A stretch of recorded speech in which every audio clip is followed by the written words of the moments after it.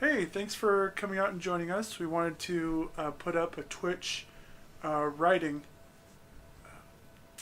and this today is with Jared and James here. We're going to be talking about character Bibles. Just as a quick reminder, I have a few books out published. Changing Wax is probably my most famous right now, but I have some in some anthologies, as well as being the president of the League of Utah Writers. I'm James Thompson. I'm the president of Big World Network. I also write under the name J. Christopher Thompson, and I currently have one book out, Lineage. Awesome. So before we get started, I'm just curious. In your writings, have you ever used a character Bible before? I haven't. This is going to be a first for me. I'm looking forward to doing this. It's kind of ironic. Really, it's the same for me. I hadn't used a character Bible until my most recent story that I had written for an anthology for the Infinite Monkeys. It's going to be an anthology called The Year of the Monkeys.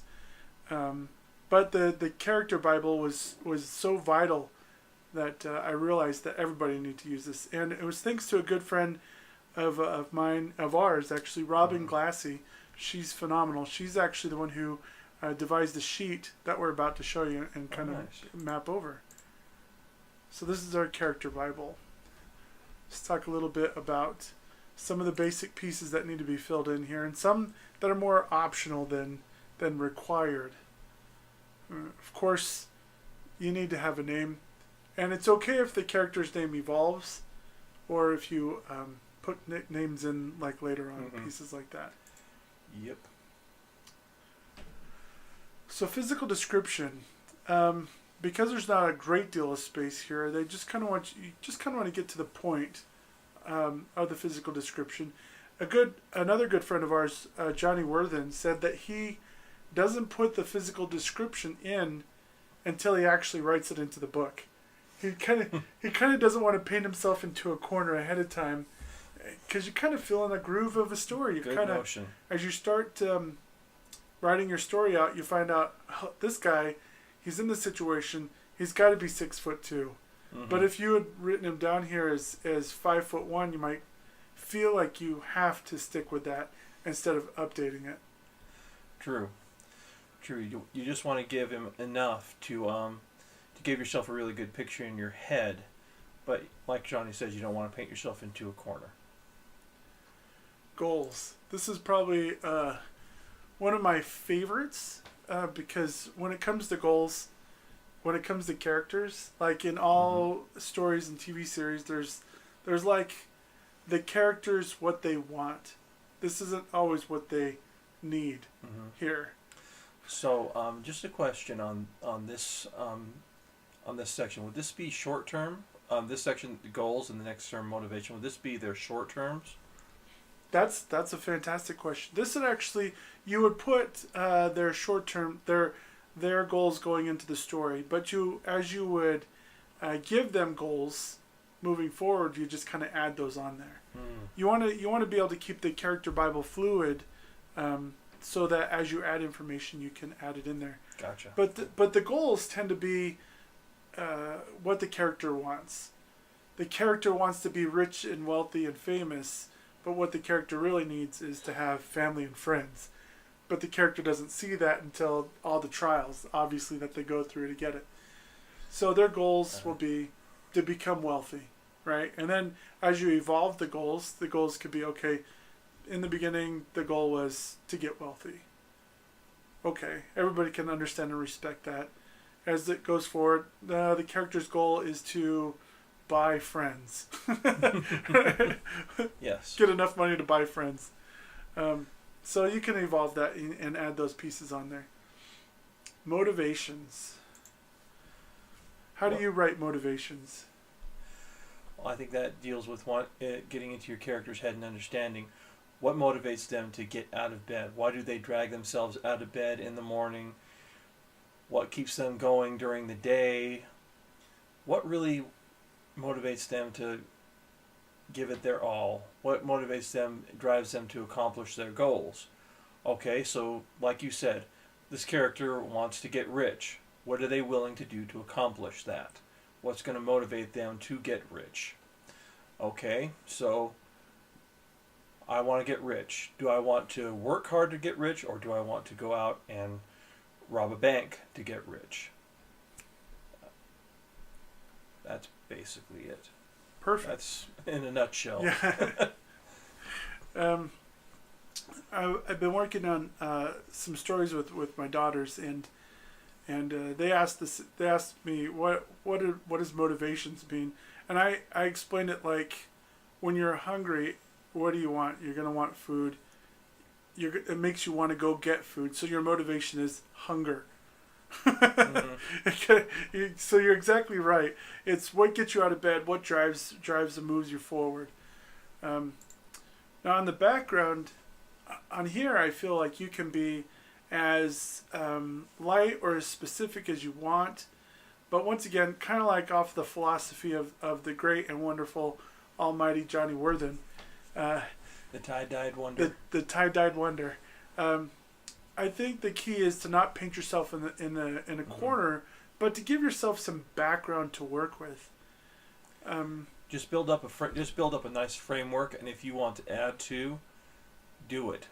But again, be careful of backing yourself into a corner. Add to just what you need. Just out of curiosity, what's your favorite background to a character you've created? Oh man. Favorite background to a character that I created? Probably be my wizard in Lineage, Earl McCrae. He is, I think, about over 150 years old. Started out in the Civil War and discovered that he was a wizard then. And I'm still working on that background. That's just the beginning. That's pretty awesome. Mm-hmm. I love that. And Lineage is probably one of the best books the world has ever seen. You should go buy a copy. Oh, you flatterer. Personality. This can mean so many things, but what does personality mean to you when it says to put it down here? That is an excellent question. That's a really, really good question, because personality really can change in a character, but it does take something drastic for it to change. I don't really know if I have a great answer to that. No worries. What do you think? So when it comes to the personality, I always like to go into, when I think of high school. I know that sounds kind of silly, but you have like the jocks and the geeks and the preppy kids and the goths, and I kind of, when I go with personality, I kind of go with, okay, selfish, preppy kid. When I think of a personality, when I say selfish preppy kid, you go, okay, I kind of have a picture of what kind of personality that, if I bump into this person on the street, what kind of personality they're going to have. It kind of forms that nice little bubble for you. So in Changing Wax, there's a character who's a mighty warrior, and when you think of somebody who's a mighty warrior, that's always good. But I gave him like these extra titles, and it actually went to his personality. So his personality was overconfident warrior. Mm. And so when you run into an overconfident warrior on the battlefield, you kind of have a good idea how they're going to act and act against things. Changing Wax is another really good book. Okay. It's not as good as Lineage. Oh, please. So I thought it was really good. It subverted a lot of great stereotypes, which is something else we'll talk about later on. But moving on. Perfect. Strengths. I think this is like everybody's favorite thing to write about. Oh yeah. Everybody, it's like writing Achilles without the heel. Well, everybody wants a strong character. It's like they want their hero to be be without the weakness. Just like you said, they want to write a killers without the heel. They want their characters to be strong. They want them to be assertive. They want them to be, oh, I don't know, just, the best and just this awesome person. They don't realize that people aren't that. But, we'll get to that in a second. When one of the interesting things to fill out on strengths is when you're filling out this character sheet for your villain. Because you know how you want to give your hero a lot of strengths? There's a natural tendency to not give your villain a lot of strengths. But to be honest, the stronger your villain, the better your hero looks, the better your hero is. So it's important to list a good number of strengths for both heroes and villains as you go through this. Did you talk about that on that panel today? I did, yeah. We talked a little bit about, today I was at Wizarding Days in Salt Lake, which is a fantastic conference up here. I was on a panel about villains, and we talked about what makes a great villain, and having a numerous amount of strengths, whether it's being a genius like Moriarty, he's one of my favorites, or being very powerful as like Saruman from Lord of the Rings, or even being deceptive like Mr. Glass from Unbreakable. Yeah. So, having these wonderful strengths to draw from is fantastic for the villains, because the stronger the villain, the stronger the hero. Even if your hero doesn't have a lot of strengths and has a bunch of flaws, when they overcome the villain, it makes them look even bigger, even better than just giving them a bunch of strengths and having them go at it. Which takes us into our next topic. James, do you want to talk about this one? Sure. Now, when you're writing, you don't want to give your hero weaknesses or flaws, because you think, oh, I don't want my character to be weak. I don't want them to have flaws. That doesn't make for a good hero. Well, it does, because in becoming strong, you have to have flaws to overcome and weaknesses to conquer. And there are some great real-life examples to look to. If you don't want to read about them, you have movies to look to. I mean, look at the King's Speech. And more recently, look at Darkest Days. King George V was a terrible stutterer.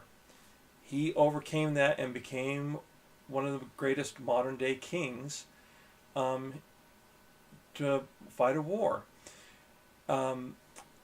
Winston Churchill was also a stammerer, and he told King George that he was a stammerer also, and that he made an asset of it.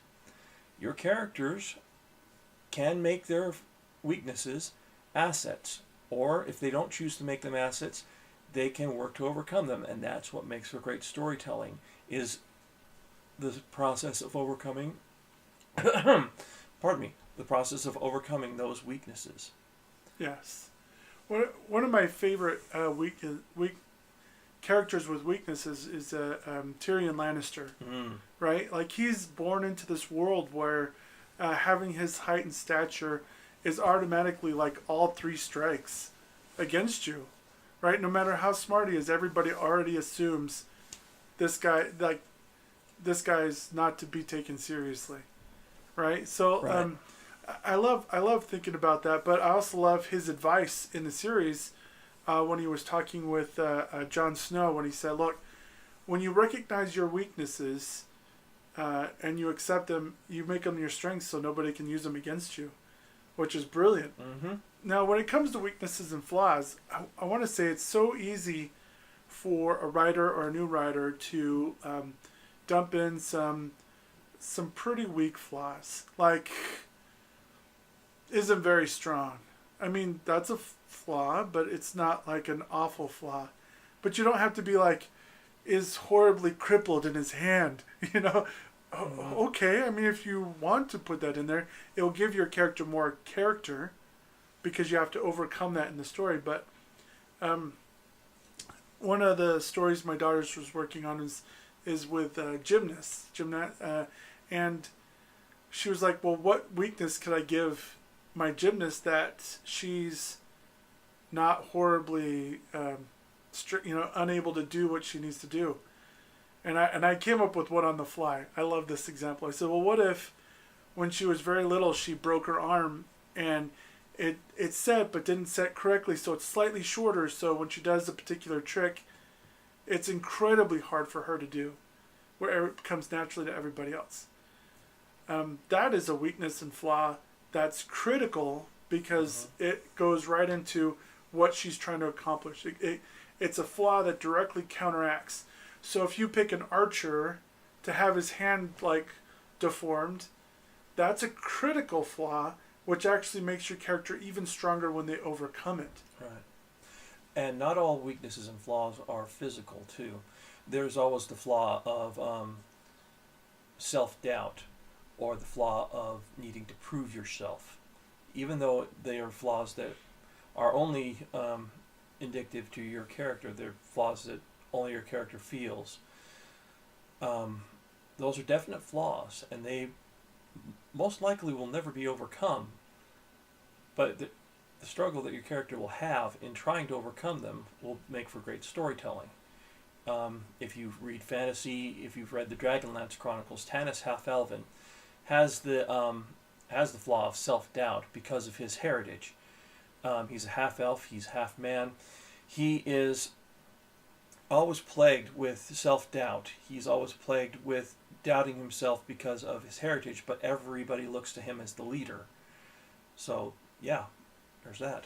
There's to add on to that one, just like you said, there's a lot of non-physical flaws. There's also the flaws of maybe having autism or social anxiety, Very much. or OCD. Some of my favorite characters, like Monk, for instance, has a huge flaw that he has to overcome, to do his job, to do what he needs to do. So building in some strong flaws are important to your characters, and to your for both heroes and villains, for sure. All right, is there anything else on this? Oh, wait, there is. There's just a couple more. more. It seems like we focused on strengths I know, and weaknesses. we love the strengths and weaknesses. Yeah. It makes me think of D&D, right? Back in the day when we would play D&D, you had to give, if you wanted a strength, you had to put a weakness. And the better the flaw or weakness, the greater the strength. Right, so you could do some amazing things. Mm-hmm. We had one good friend of ours, Jeff Jones, played a character who was an amazing shot. He would get all these bonuses if he was drunk. Straight up, can't do anything else. Don't ask him to talk to anybody. Don't even ask him to run the right direction. But he could hit anything. He could hit anything. The key was, could he focus on which thing to hit? He could hit it. Mm-hmm. He just had to be 3 sheets to the wind, drunk. That's right. So it does. It reminds me a little bit of D&D, and it wouldn't hurt if you've never played D&D to at least look at it to understand some character building. That's one of my favorites to go back to for both character building and story building, actually. Absolutely. Which is a different one we'll go over another time. So let's jump into talents. What are your favorite talents to give characters? Tap dancing? Playing the trumpet? Well, there is something to be said for performance as a talent if your character needs to tap dance to make a distraction or play a trumpet to blend into somewhere. Definitely something to be said for those talents. If your character has a talent that's more practical to the world that you put him in, that's something.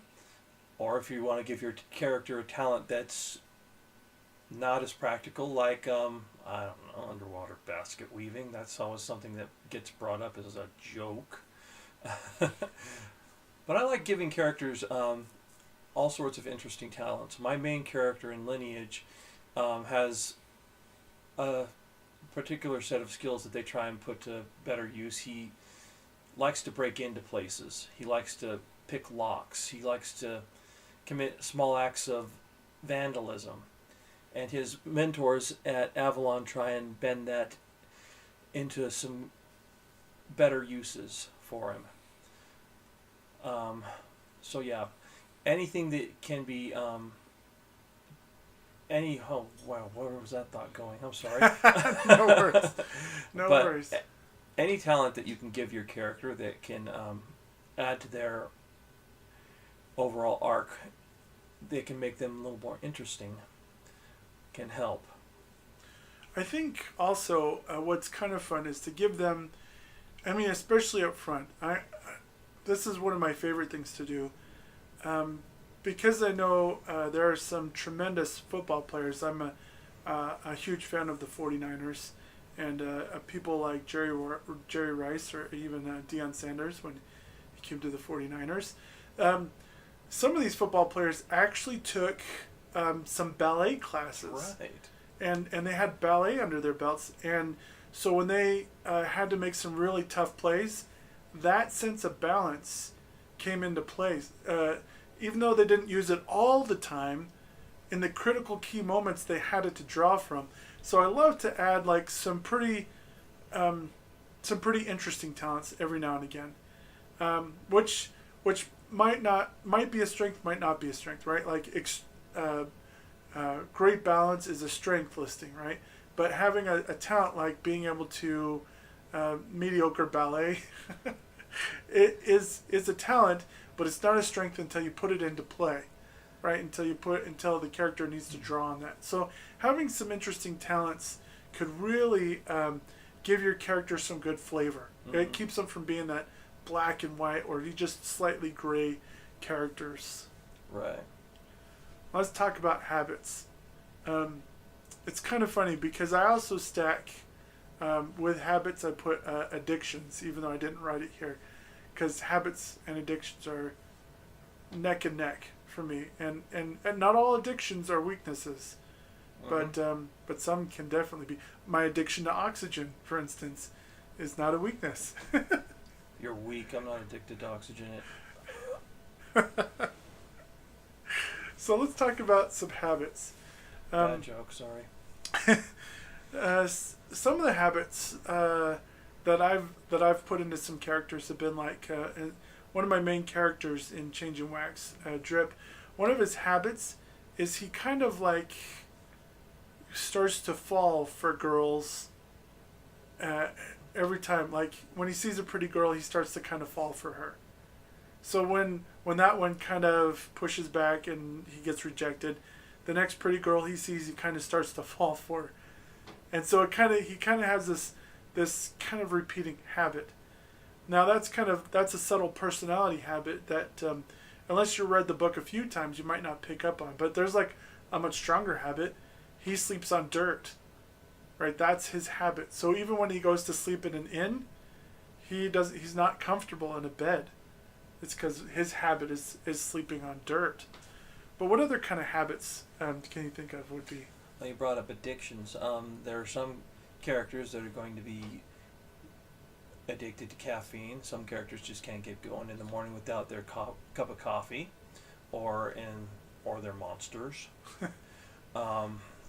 There are going to be some characters who have a habit of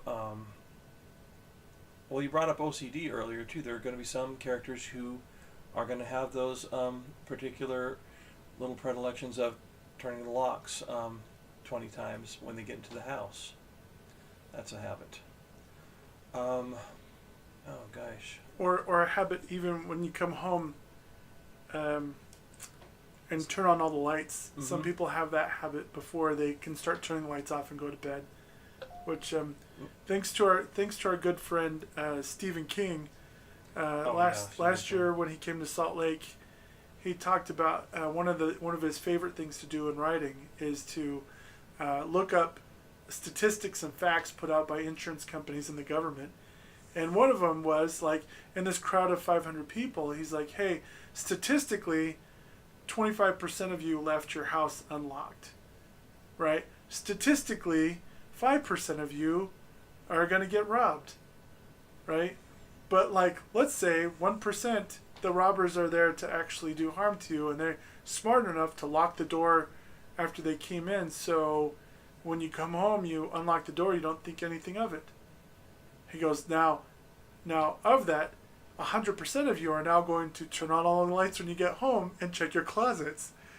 That's the brilliance there, right? So, but having a habit of doing something like turning all the lights on or wanting to drive, for instance. If I have a character who has the habit of always wanting to drive, then there's some situations you could put him in that are kind of funny, where he wants to drive and he can't, or it irritates him that he's not the one driving or she isn't the one driving. So it's kind of fun. Habits and addictions can be a fun or dark thing to put in there on your character, but definitely adds some extra layers. Oh yes. Here comes the interesting one: stereotypes. I lost stereotypes. Uh-oh. There we go. Stereotypes. I said, here comes the interesting one, and when I go to talk about it, I blank. It's gone. Oy. Stereotypes. No. So the stereotypes is like the surface of your character. Yeah. People see them stereotypical. One of the examples we used was we talked about earlier was if you see, say, somebody heading to Woodstock in the 60s, you're going to make some assumptions or stereotypes. Your character is stereotyped into that class. Or if you find out somebody didn't graduate high school, there's a stereotype they click into. Mm-hmm. Once again, it kind of, using the high school reference, I think is a kind of fun place to go when thinking about stereotypes for characters. Now, what's important to put here is that it's not a required category. Actually, everything up to this point is kind of required. Pretty much. Or at least has some information in there that you can develop later on. Stereotypes isn't required, and you could develop that as you move forward. Mm-hmm. But frequent phrases. This is kind of an interesting one because, to be honest, I don't think I've caught myself having a character that has a frequent phrase. Though I've had a character who's like constantly made bad jokes or movie references. That's a habit. Right, and that's a habit. But frequent phrases. Do you have any characters that have a frequent phrase? I'm trying to think. Alakazam? No. Bippity boppity boo? I don't think that I do. I don't think that any one of the characters has a frequent phrase that they use. Well, it's one of those that it's an optional piece to put in there. And can keep your character very consistent. Now here's a great thing. Just like the great, once again, an all-powerful Johnny Worthen had said, if you don't have to put it in here, but as you're writing, you might find yourself using a particular phrase over and over again for that character. And then it's important for you to put it in there on the sheet to reference. So when you go back, you go, okay, I need to make sure this character uses it often enough, but not too often. So it stays consistent through the story. Also, if your phrase is a few words, it could be easy to forget halfway through the story and play telephone with yourself and accidentally jumble that into something completely different for the second half. So for consistency's sake, if you have a character with those pieces, add some frequent phrasing in there. Yes. Now clothing, it's kind of funny. I think for initially, I like to put clothing. It's a requirement for me. It's not necessarily a requirement for everybody. I'm not saying go hang out and all your characters hang out at nude beaches, but what I'm saying is that would be an interesting book. You don't have to put. For me, I have to put some type of clothing on there. For what type of armor, or if they're a particular type of orc, like what kind of club or loincloth or clothing that goes with it. I'm a huge fan of that. Well, and some pieces of clothing are a bit iconic.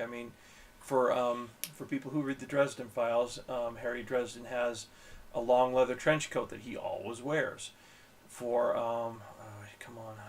There's Doctor Who with a screwdriver. With the sonic screwdriver, not particularly a piece of clothing, but always an item he has. Mm-hmm. For what else? I just had it. Well, for Superman, not a literary character, but still, an iconic piece of clothing we're talking about, always the red cape. Yes. So clothing, I mean, it's good to put in there, but once again, for you, it might not be required until you start writing into the story and going, okay, this character is a preppy guy from this type of school, so therefore he's going to wear this type of clothes. Okay, let's put that in there. Now, religious affiliation. Now this is if applicable, because sometimes religious affiliation doesn't have anything to do with anything. In my story, Changing Wax, I have alignments, but they're not religious. so they're not. So there doesn't need to be a religious affiliation in that one. But for your characters, it's important that if you make them a specific religion, or if they're like their parents are a specific religion, or if they grew up in a community of a specific religion, even if they aren't, those are important notes so that you can draw back from that when it comes to the characters. Absolutely. And if your character did grow up in a religious background and has stuck with it or has fallen away from that, that would also make for some great storytelling. Why did they stay with it? Are they devout? Or why did they fall away? Did something tragic happen to their background? Did they lose faith because of seeing things happen to other people and the church did nothing? You know, this is all up to you, but I'm just giving examples. I'm spitballing here. But I like it. Again, good storytelling, all up to you. Yes. Introduction. Now, I stole this one straight from the Johnny Worthen playbook. He had this brilliant idea. I'm going to give him the credit of brilliant here. When you introduce a character, to take that paragraph where you first introduced him and just copy it and paste it in here. And this is going to give you some strengths, because when you first introduce a character, when they first walk into the room with a specific swagger or a particular look, or a particular, like their hair is a certain way or something, those pieces of details are something you're going to want to be able to draw back on as you move through the story, to keep consistency first of all, and to make it the story richer, so that everybody still stays connected with the characters. Mm-hmm. Always be sure you have it written down someplace that's accessible, because you don't want to go combing back through, umpteen number of words and pages so you can get to that introduction and make sure that it's right, back where you're writing, because that could take a long time, and then you could get distracted by something shiny, because your writer, distractions happen easily to us. Always have the introduction and the pertinent notes written down somewhere, like this introduction, written down in the great Johnny Worthen playbook, on sale in stores nearby. We've gone through the character Bible, and first of all, I think it's vital. It's improved my writing for the project I just worked on, and every project I'm moving forward with, I'm going to deploy it. By nature, I'm a pantser when it comes to writing, but I've started to become more of a hybrid, where I do some solid planning and building with character sheets, and then developing out the story as I write along. So it's kind of a hybrid mix and mix. Well, I'm a pantser too when it comes to my own writing, but I have definitely seen the value of becoming a planner and using outlines and worksheets such as this. In fact, I want this, and I've asked you to email it to me.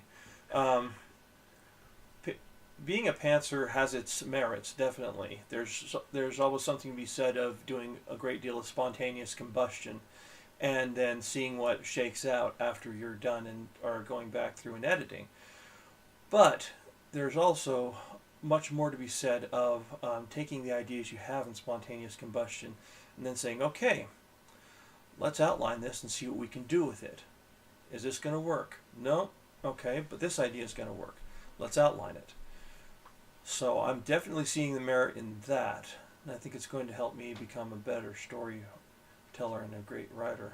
It's kind of fun, because knowing that writers, authors like Stephen King, like George R. R. Martin, are both pantsers. They are. They're both pantsers. They openly admit it. I'm not letting out some dirty secret. But it actually kind of tells in their writing also. Like, they both develop these amazing worlds and places. Especially Stephen King, his endings aren't the best endings of the stories. And it's kind of because he pantsed his way in there. And we see plotters like Brandon Sanderson. He is a very finite planner when it comes to his writing, and his stories always have great execution. However, if I had to have one of the two's writing career, I think I would go with Stephen King. Sorry, Brandon, but both are excellent authors. The key is for you, at the very, very least, if you're a pantser, start doing some planning. If you're a planner, enhance your planning if you're not doing a character Bible. This is, I think, one of those tips that is really going to improve your writing a great deal. Now, I have to give a special thanks to Robin Glassy once again.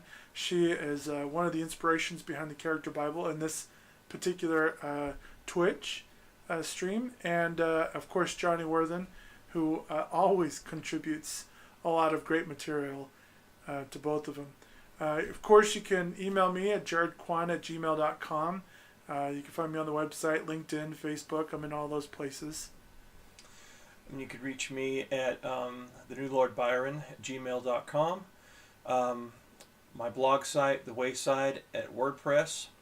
And yeah, that's where I am. He's very humble. He's also the CEO of Big World Networks, which is a amazing nonprofit publishing house.